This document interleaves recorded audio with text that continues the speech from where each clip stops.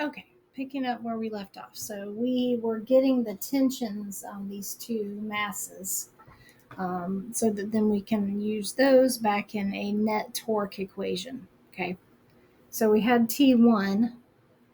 Now we're going to look at T2. So T2 is going to be our bigger mass times G minus T2 equals bigger mass times acceleration.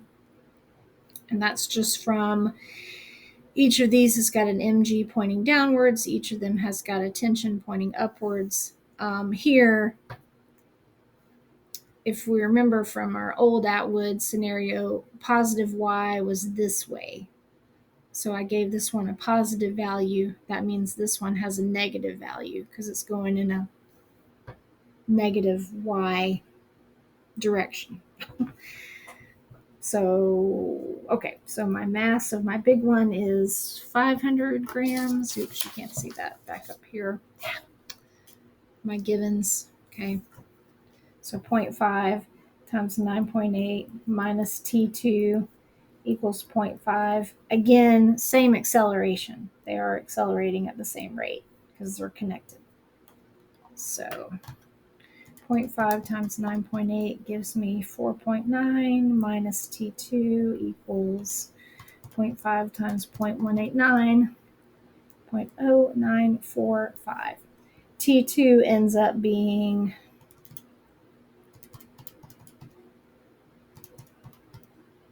about 4.8. Okay. So those are my two tension values. So now I'm going to put those back in this equation to get my net torque.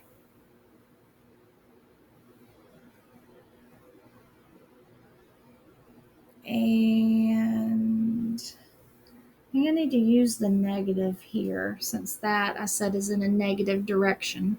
Okay. Just so that this works out. So if I do that, I've got T1 is 4.6.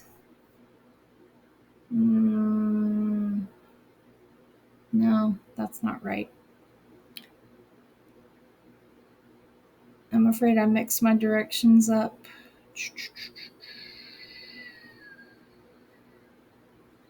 I don't know.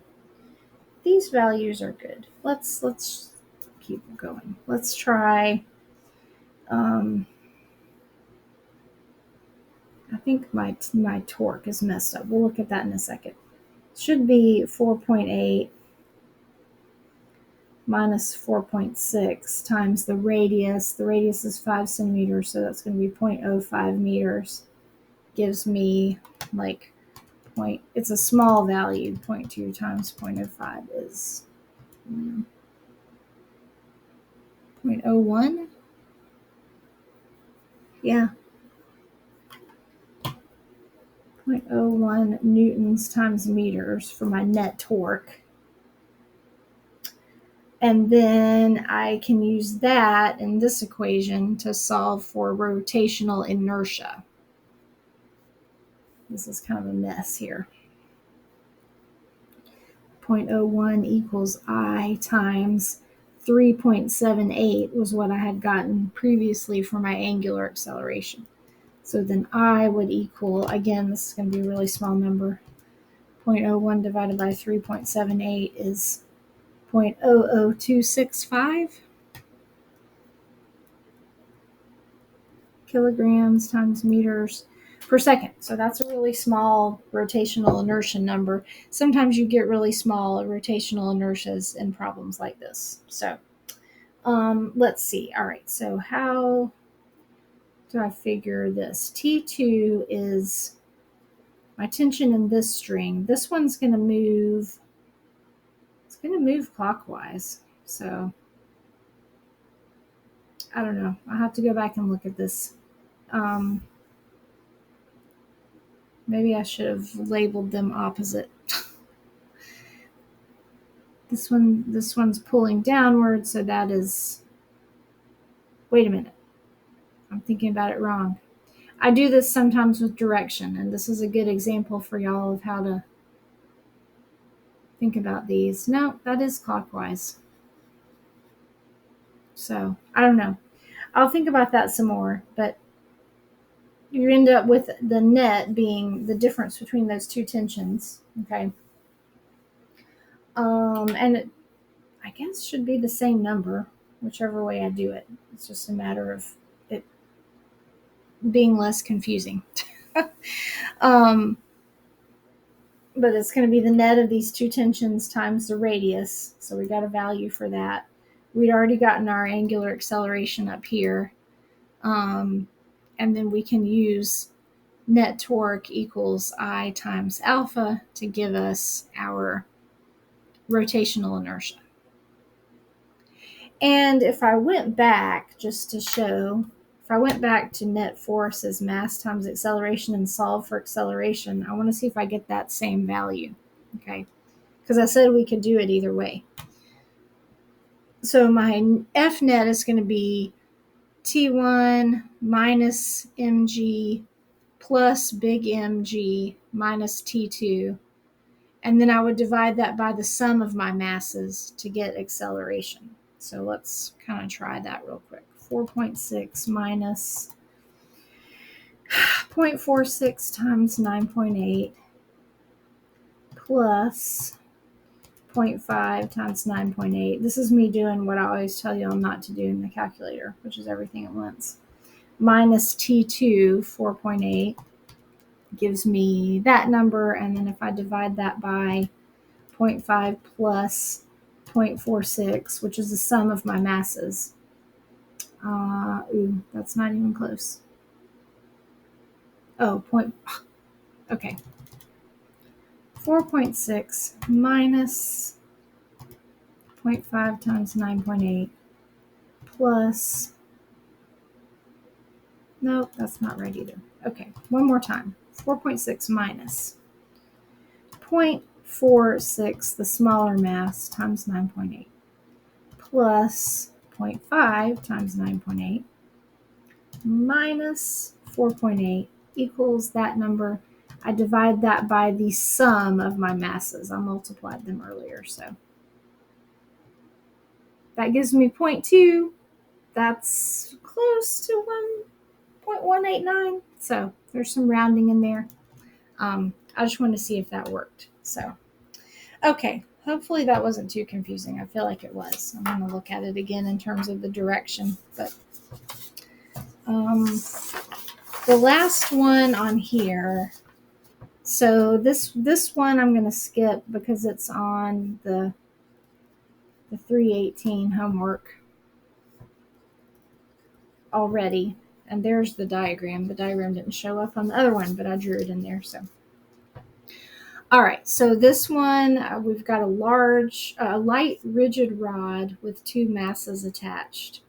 And it pivots here. So imagine it rotating around like, this isn't very good because of the camera angle, but imagine it's rotating around this pivot point. Actually, let's see. It's going to rotate this way, up and down. Again, confusing. Okay. I think it's rotating that way. It says horizontal axis. So release from rest in a horizontal. So the first thing I said. We want its acceleration, angular acceleration. Okay.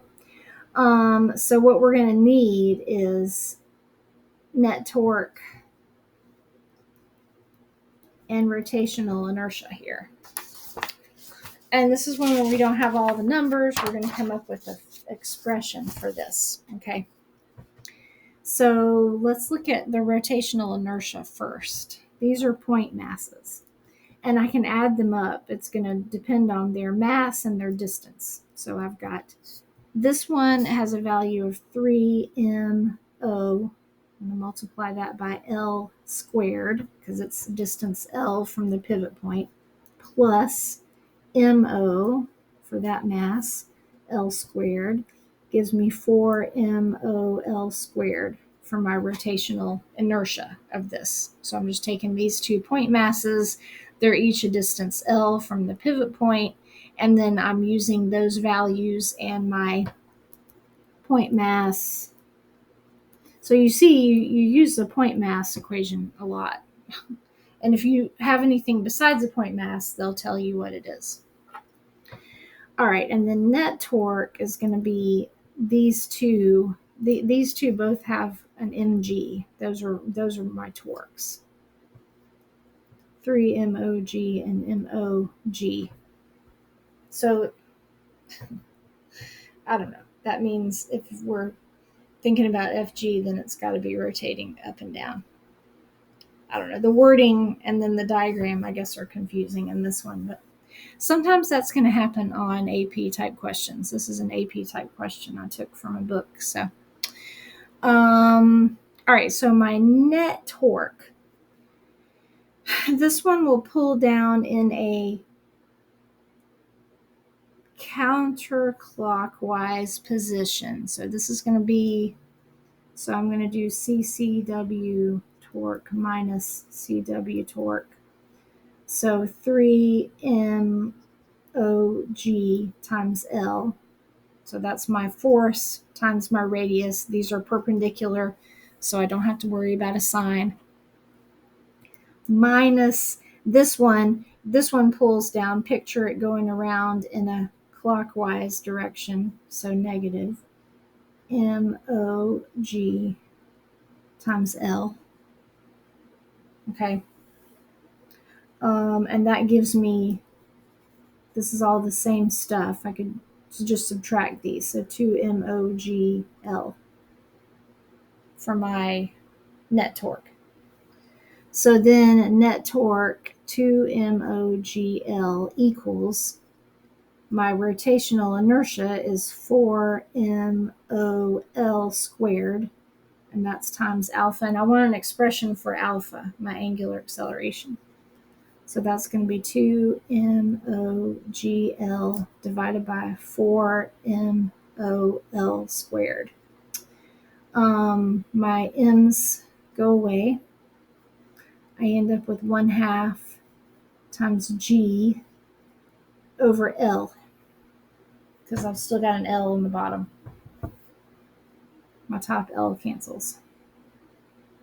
So let's see which one of those. This one looks like it matches with that. So that one, we got our rotational inertia by taking the 2 point masses. We added them up because this is a system, okay? And then we got our net torque by looking at our counterclockwise and our clockwise.